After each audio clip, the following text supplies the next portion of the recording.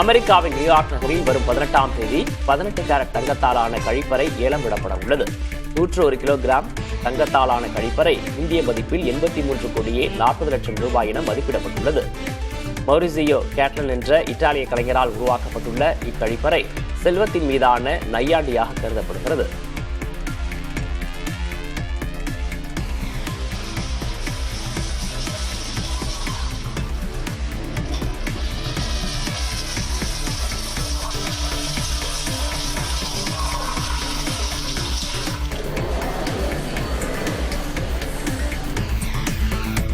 இந்தியாவில் வாகன விற்பனை இதுவரையில் இல்லாத அளவில் கடந்த அக்டோபர் மாதம் புதிய உச்சத்தை தொட்டுள்ளது. கடந்த ஒரு மாதத்தில் மட்டும் 40 லட்சம் வாகனங்கள் விற்பனையாகியுள்ளன. இது முந்தைய ஆண்டு அக்டோபரோடு ஒப்பிடுகையில் 40% உயர்வாகும்.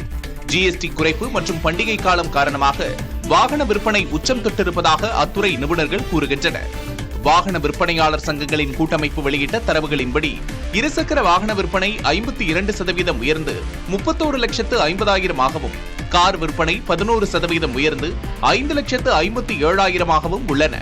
ஆட்டோ விற்பனை 5.4% உயர்ந்து 1,29,000 பேருந்து, வேன், சரக்கு வாகனங்கள் போன்ற வணிக வாகனங்களின் விற்பனை 17.7% உயர்ந்து 1,07,000 டிராக்டர் விற்பனை 14% உயர்ந்து 73,577 உள்ளன. கட்டுமான வாகன விற்பனை 30% குறைந்து 5,769 உள்ளது. இன்னும் 10 ஆண்டுகளில் இயந்திரங்களும் ஏஐயும் செய்ய முடியாத வேலைகள் மட்டும்தான் மனிதர்களுக்கு கிடைக்கும் என பிரபல விஞ்ஞானியான அசுதோஷ் சர்மா கூறியுள்ளார்.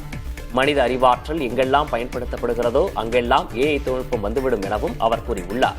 தற்போதுள்ள பல வேலைகள் தேவைப்படுவதாகிவிடும் என்றும் புதிய வேலை வாய்ப்புகள் உருவாகும் என்றும், ஆனால் இதற்கு ஏற்ப நமது கல்வி முறை இருக்கிறதா என்பதே கேள்வி என்றும் மத்திய அறிவியல் மற்றும் தொழில்நுட்பத்துறையின் முன்னாள் செயலாளரான அசுதோஷ் சர்மா டெல்லி ஐஐடியில் நடைபெற்ற கருத்தரங்கில் பேசினார்.